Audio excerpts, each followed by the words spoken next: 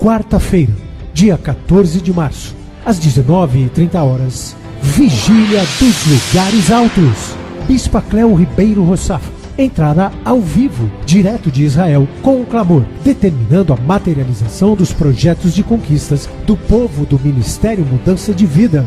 E na sexta-feira, dia 16, Vigília de Jerusalém, às 19h30, com o clamor ao vivo, direto de Israel.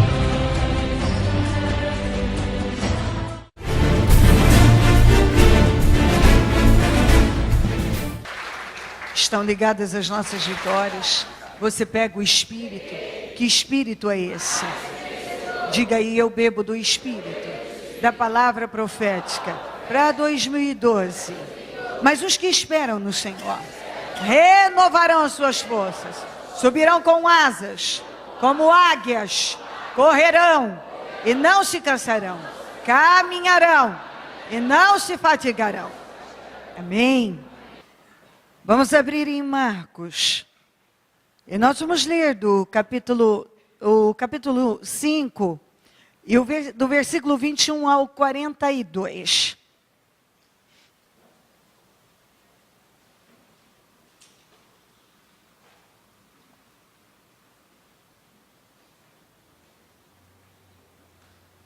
Marcos 5, 21. Tendo Jesus voltado do barco para outra margem, uma grande multidão se reuniu ao seu redor, enquanto ele estava à beira do mar. Então chegou ali um dos dirigentes da sinagoga, chamado Jairo. Vendo Jesus, prostrou-se aos seus pés e lhe implorou insistentemente: minha filhinha está morrendo. Vem, por favor, impõe as mãos sobre ela, para que seja curada e que viva. Jesus foi com ele. Uma grande multidão o seguia e o comprimia. Estava ali certa mulher que havia 12 anos, que vinha sofrendo de hemorragia. Ela padecera muito sobre o cuidado de vários médicos, gastando tudo o que tinha e, em vez de melhorar, piorava. Procurou vários médicos, tratou com vários médicos, fez os vários tratamentos, e ao invés de melhorar, ela piorava até perder o último tostão.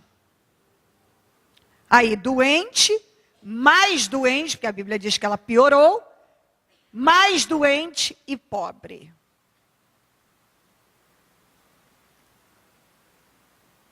Quando ouviu falar de Jesus, chegou por trás dele, no meio da multidão, e tocou em seu manto. Porque pensava, olha o que estava na cabeça dela: se eu tão somente tocar em seu manto, ficarei curada. Imediatamente sua hemorragia, e cessou sua hemorragia, e ela sentiu que seu corpo estava livre do sofrimento. No mesmo instante, Jesus percebeu que dele havia saído poder. Virou-se para a multidão e perguntou, quem tocou em meu manto? Responderam os discípulos: vês a multidão aglomerada ao teu redor, e ainda perguntas quem tocou em mim? Mas Jesus continuou olhando ao seu redor para ver quem tinha feito aquilo. Então a mulher, sabendo o que lhe tinha acontecido, aproximou-se, prostrou-se aos seus pés e, tremendo de medo, contou-lhe toda a verdade. Então ele lhe disse: filha, sua fé a curou, vá em paz e fique livre do seu sofrimento. Enquanto Jesus ainda estava falando, chegaram algumas pessoas da casa de Jairo, o dirigente da sinagoga. Sua filha morreu. Disseram eles: não precisa mais incomodar o mestre. Não fazendo caso do que eles disseram, Jesus disse ao dirigente da sinagoga: não tenha medo, tão somente creia. E não deixou ninguém segui-lo, senão Pedro, Tiago e João, irmão de Tiago. Quando chegaram à casa do dirigente da sinagoga, Jesus viu um alvoroço, com gente chorando, se lamentando em alta voz. Então entrou e lhes disse: por que todo esse alvoroço e lamento? A criança não está morta, mas dorme. Mas todos começaram a rir de Jesus. Ele, porém, ordenou que eles saíssem. Tomou consigo o pai e a mãe da criança e os discípulos que estavam com ele, e entrou onde se encontrava a criança, tomou-a pela mão e lhe disse: Talita cumi, que significa menina, eu lhe ordeno, levante-se. Imediatamente a menina, que tinha 12 anos de idade, levantou-se e começou a andar, e isso os deixou atônitos. Ok. Vamos com a primeira parte, que é a mulher que sofria de hemorragia. Aqui do começo ao fim nós estamos vendo situações muito graves e aparentemente irreversíveis, doenças incuráveis, uma delas que levou até a morte, e pessoas que estavam em busca de solução.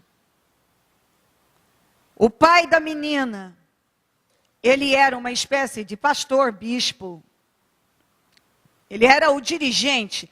Era como eu, que dirige um trabalho. Mas ele entendeu que ele precisava da fé manifestada no Senhor. Porque ele era um praticante certamente rigoroso para ser um dirigente da sinagoga. Ele era um homem que era um dirigente que cumpria com todas as regras. Mas ele se encontrava numa situação de pânico, porque a sua filha, de 12 anos, estava muito mal. Ele foi buscar ajuda no Senhor. Nesta ida, o Senhor decidiu ir com ele. Veio uma mulher, rompendo a multidão, com um único pensamento: tudo que eu tenho que fazer é tocar no Senhor. Se eu tocar no manto dele, na barra do manto dele, só tocando eu já serei sarada. Você vê essa mulher manifestando aqui uma fé viva. Mas antes dela chegar nesse nível, ela tentou de tudo. Ela lutou de todas as maneiras humanamente. E eu vou dizer uma coisa para você: quando uma palavra como essa está aqui, e sendo mais uma vez dada pelo Senhor, isso não é força do acaso. E nem tampouco porque não tenho outra coisa para falar. Poderia falar de muitos outros assuntos, ou até continuar o assunto de quando abriu o jejum. Que dá muito e muito assunto. E muitos dias falando, principalmente se eu decidir pregar só sobre a língua. Podemos falar vários dias sem cessar.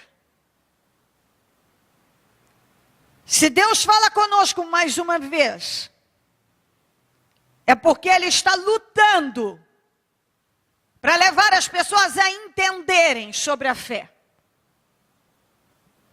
Sabe quando Deus vai vai insistindo com alguém, e insistindo com alguém, e insistindo com aquela pessoa, eu não quero que você pereça. Eu penso que é Deus dizendo assim, vamos, eu não quero que você pereça, eu quero que você faça certo, porque eu quero te abençoar.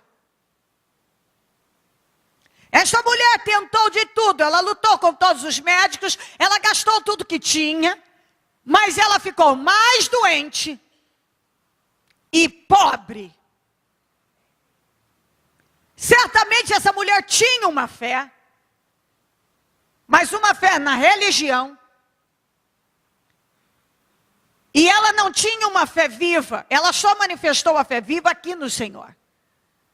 Enquanto ela estava manifestando a fé dela, ao modo dela, mas voltado para a forma natural, ela só foi perdendo força, dinheiro e mais saúde. E as pessoas precisam entender, e veja bem, por favor, eu não estou aqui criticando, mais uma vez, eu não estou criticando medicina, não estou criticando medicamentos, não estou criticando nada disso, mas vou dizer uma coisa em definitivo. Se uma pessoa diz que anda com Deus, ela precisa rever a fé dela. Ela precisa analisar que tipo de fé ela manifesta. Se você anda com Deus, a sua dependência deve estar em Deus. Facilmente uma pessoa pode tomar o caminho errado. Eu já vi cristãos, bom, eu estou com um problema, mas eu estou me ungindo todos os dias. E também, eu fui num homeopata e ele me passou, todo dia eu pingo umas gotas. E sabe, também me passaram uns florais. E eu estou todos os dias, antes de dormir, eu também tomo o floral tal, que diz que cura mesmo, sabe? E também, então, aquilo, eu também estou fazendo assim, porque me disseram que uma árvore, igual os meus pais, eles plantaram uma árvore na chácara que diz que cura câncer. Eu acho que então vou começar a vender um pouco daqueles galhos.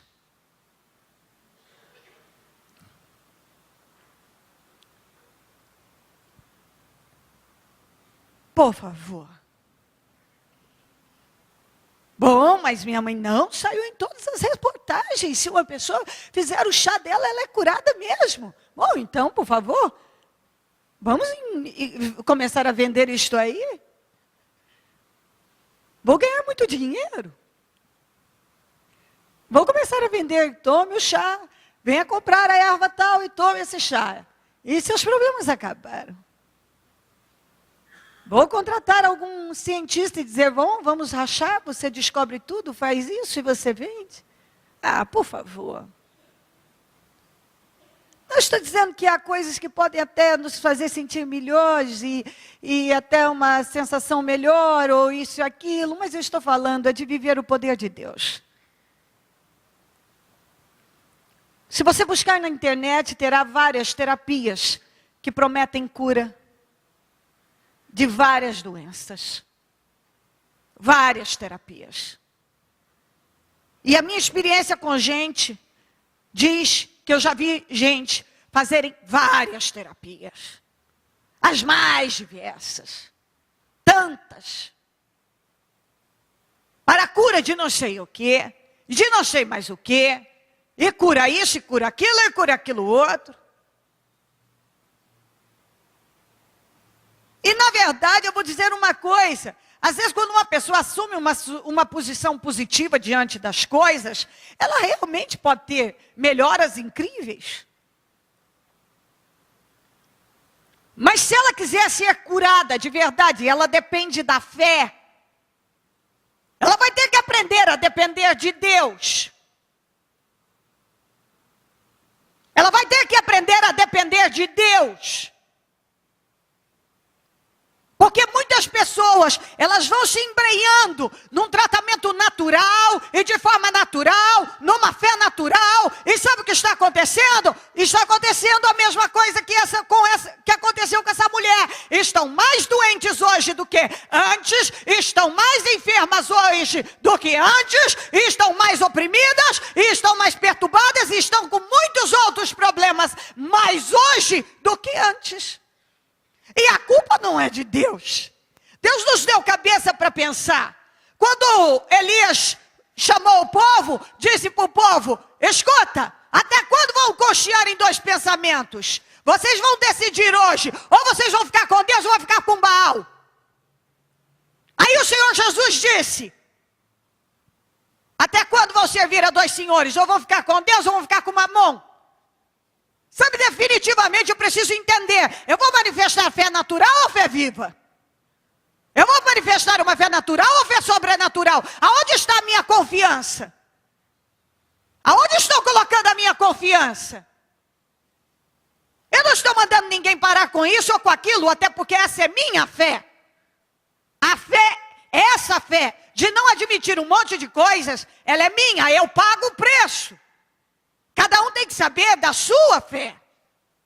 Se alguém perguntar para mim: bispo, eu paro com isso, eu faço isso, vou dizer: qual é a sua fé? O que é que a senhora faria? Eu faria tal coisa, mas o que você faria? Você não pode ir pelo que eu faria, esta é minha fé.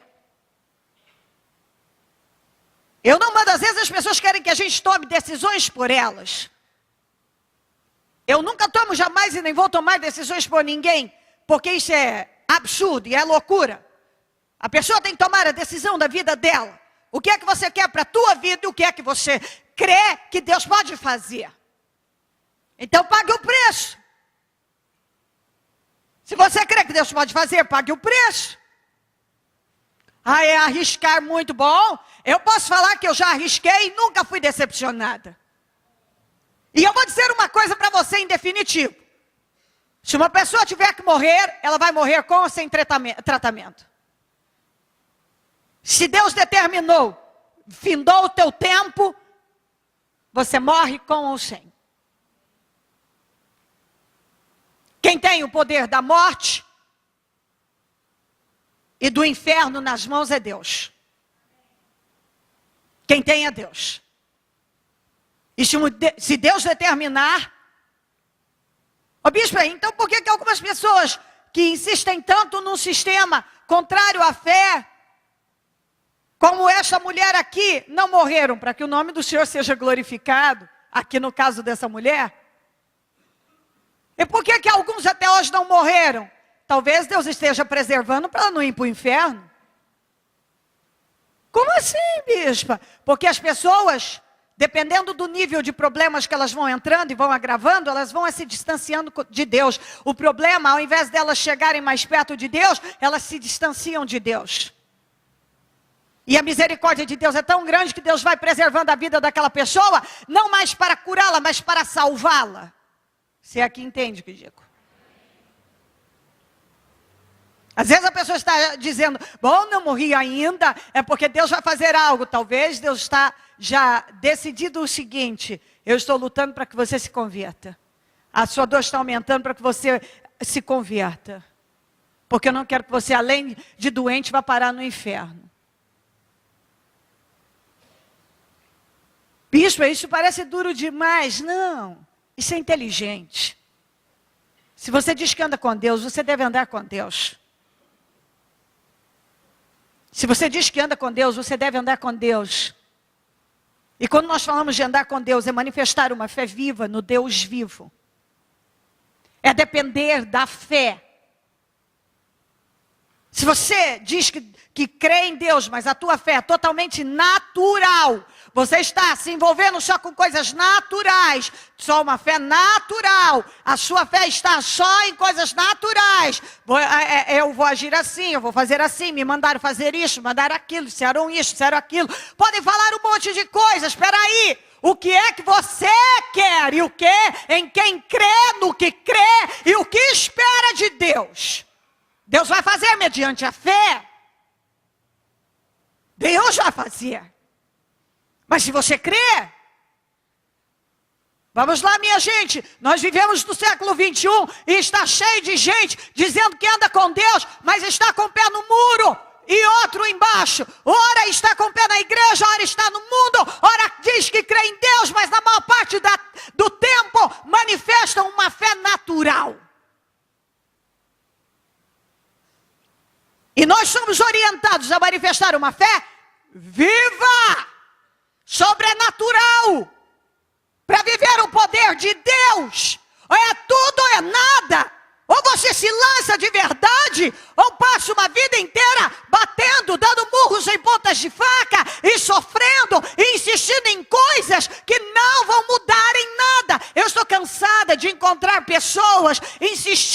num sistema, num estilo de vida, num pensamento, num assunto que não as move do lugar sequer.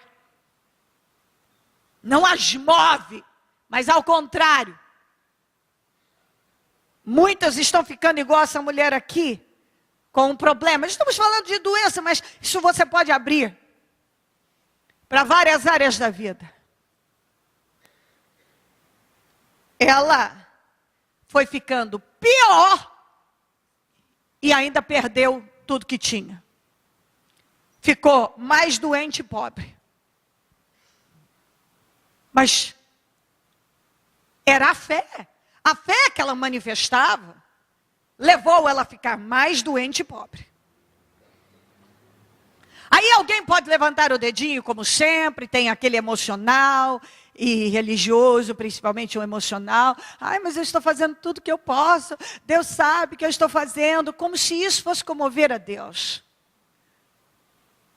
Não adianta se fazer de coitado, de pobre coitado. Ah, ninguém está na minha pele, ninguém sabe o que eu estou sentindo, ninguém sabe o quanto que dói. É muito fácil falar, é muito fácil, ninguém sabe o que eu estou vivendo. Não, não é nada fácil. Fácil sim é falar. Mas muitos que dizem isso estão equivocados.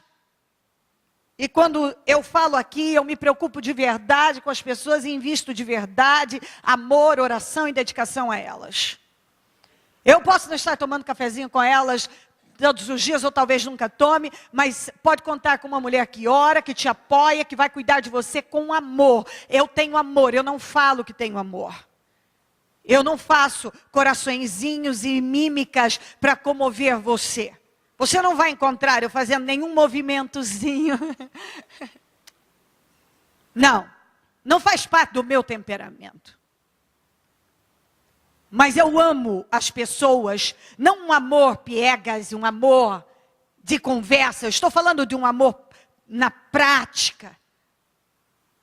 De desejar ajudar as pessoas a vencerem, a se realizarem, a serem felizes, a encontrarem o equilíbrio, a serem curadas pelo Senhor.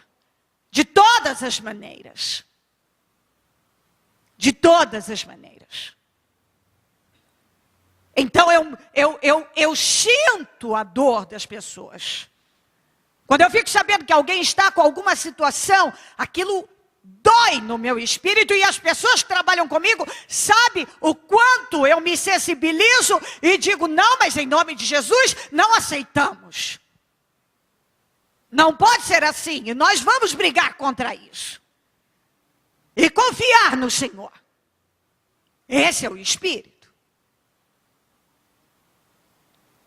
Mas você tem que entender sobre esta fé aqui. Seja lá o que você está passando. Analise que tipo de fé está manifestando. Em que direção está seguindo. Que espírito está dominando você. E você vai lutar com a fé viva ou com a fé natural.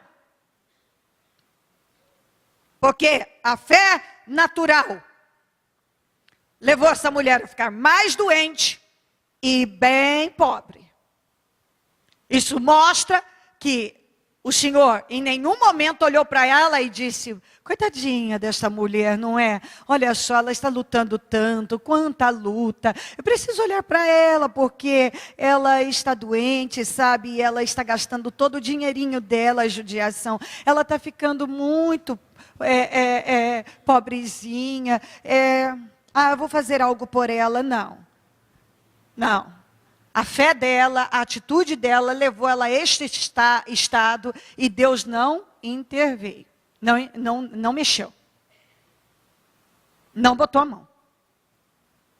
Mas penso que o Espírito Santo a conduziu nesse dia aqui. Penso que o Senhor preservou sim a vida dela. Penso que o Espírito Santo a levou aqui. Isso sim. Mas a escolha dela foi fazer o tratamento com todos os médicos imagináveis e gastar todo o dinheiro. Bom, isso foi a escolha dela, é a atitude. Era a fé dela, ela manifestava a fé do jeito dela. E tem gente que é exatamente isso. Ele está agindo a fé, mas uma fé natural. E está esperando que Deus haja em cima dessa fé natural. Não. Eu penso que a misericórdia de Deus com ela foi grande porque não deixou ela morrer. E segundo ponto, também a levou a entrar na multidão, certamente a dirigiu, para que ela fosse viver o milagre dela e pudesse manifestar essa fé. E vejo que ela foi inteligente, quando ouviu falar de Jesus, certamente, então se despertou e disse, bom, eu já fiz de tudo, já lutei, já fiz um monte de coisa, agora chega. Chega. Até porque ela nem dinheiro tinha mais para lutar. Com o que ela estava lutando. E ela, certamente, muito debilitada, abriu caminho na multidão. Com um pensamento único. Se eu tocar nas vestes, se eu tocar na borda da roupa dele, se eu tocar, eu vou ser curada. E foi mesmo. Você vê o que é uma mudança de visão, de espírito, de fé? Foi mesmo, na hora. Na hora ela tirou o poder de Jesus. Jesus ficou procurando. O que foi, Senhor? Quem é que me tocou? Senhor, tem uma multidão que está te apertando, Senhor. O Senhor pergunta quem te tocou? Não estou perguntando quem me tocou desse jeito. É que alguém tirou de mim poder. É diferente. Aqui você vê, tem fé e fé. Tem gente que até está fazendo uma coisa, mas algumas estão tirando o poder do Senhor. Tem gente até que está tocando do Senhor, mas ele está tocando como todo mundo toca, mas em toda uma multidão, a Bíblia não diz que uma segunda pessoa tirou o poder do Senhor. Mas essa mulher tirou o poder do Senhor. Então tem maneiras e maneiras. Você pode orar, você pode buscar, você pode ser um cristão, você pode ser um monte de coisas e não tirar poder de Deus. Porque é uma fé viva em ação. É um crer sem duvidar. Que faz com que a gente consiga tirar poder de Deus. E vivê-lo. É muito engraçado, deve ter sido muito interessante a cena. Quem me tocou, gente? Senhor, tem uma multidão tentando te pegar, te tocando. E o Senhor vem perguntar quem me tocou. Não é esse tipo de toque, não. Não é esse tipo de toque. Estou falando de alguém que me tocou tirando o poder. A mulher nem tocou na pele dele. Ela tocou na roupa. Mas ela tirou poder. Ela não tocou na pele. Ela tocou na roupa. E ela tirou poder. É esta fé que o Senhor espera de você. Que você manifeste uma fé sobrenatural. Uma fé viva. E você manifeste de tal maneira, creia. Que não ouça mais nada, não olhe para lugar nenhum e se firme no Senhor. Essa mulher passou 12 anos, ela continuava doente, mais doente, agora pobre. 12 anos atrás, se ela tivesse conseguido manifestar essa fé, ela não teria chegado nesse ponto. Mas tem gente que é exatamente assim. Ele vai, mas uma hora vai acontecer, né? Uma hora vai mudar, né? Tem que acontecer, né? Porque pior que tá, não fica. Ah, não? Como não? A mulher foi, além de mais doente, ficou pobre. E se ela não encontra o Senhor, ia ficar um pouco pior, sim. O que podia piorar mais? Agora é só morrer. Porque ela estava mais doente, após 12 anos, sangrando sem parar, sem vida. Imagina uma mulher sangrando por 12 anos. Sangrando por 12 anos, uma hemorragia. Quando se fala de hemorragia, não é uma menstruação mensal comum. É um sangramento que escorre, que descontrola. A pessoa não tem vida social, ela não tem, porque ela não tem o que fazer. Sem contar a fraqueza, a anemia. E essa mulher ficou 12 anos nesse estado decadente, ficando mais doente e empobreceu. Então, tudo que ela fez foi totalmente em vão. A única coisa que trouxe a ela resultado foi ela romper, abrir caminho na multidão e tocar nas vestes do Senhor, crendo, como ela disse, se eu tocar, tudo que eu tenho que fazer é tocar. No manto dele eu serei sarada. E foi mesmo. E foi mesmo. E aí, quando o Senhor olha, ela, quem me tocou, encontra com ela, e ela conta, estava tremendo, porque você vê que a própria religião a impedia de tomar aquela atitude de fé. Né? A lei dizia que uma mulher naquele estado não podia nem chegar perto de um sacerdote. Então, claro, ela estava, quando diz que ela estava com medo por causa disso, porque inclusive a própria religião a impedia de manifestar uma fé ousada. Pessoas religiosas normalmente não têm coragem de serem ousados e arriscar na fé. Eu já disse a você que várias vezes eu fui ensinada, e entendo que não era nenhuma maldade isso ou aquilo, mas era a visão da pessoa. Não faça isso, não faça aquilo, não, isso é muito perigoso.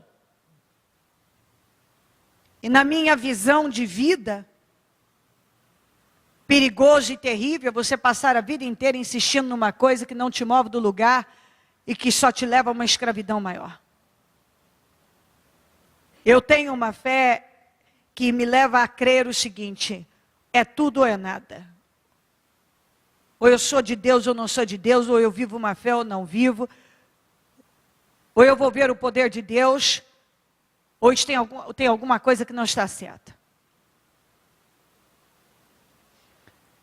Segundo ponto, quando resolveu essa questão, o Senhor estava indo com Jairo para a casa dele. Sabe o que aconteceu? Chegaram o pessoal e disseram: tua filha morreu. Bom, esse homem, ele teve que ter muita humildade. Porque normalmente, os pastores, os dirigentes, os bispos, isso e aquilo, eles ficam muito cheios de si. Muitos estão perdidos porque já não aprendem mais nada. E se incomodam, inclusive com aquilo que aparece. E não deixam entrar nada. Nada. Quantas vezes eu vejo pessoas que, agora eu sou um ministro, eu sou isso e aquilo, eu não aprendo mais nada, não entro mais nada, nada me diz nada, e porque agora eu sei tudo. Deus fala por mim, faz por mim e acabou. E a pessoa não tem mais evolução no espírito. Mas esse homem, mesmo dirigente, sabendo a represália que sofreria em relação a religiosos, porque os religiosos, e ele era um religioso, e ele como um dirigente da sinagoga, buscar por Jesus, era pior do que o povo.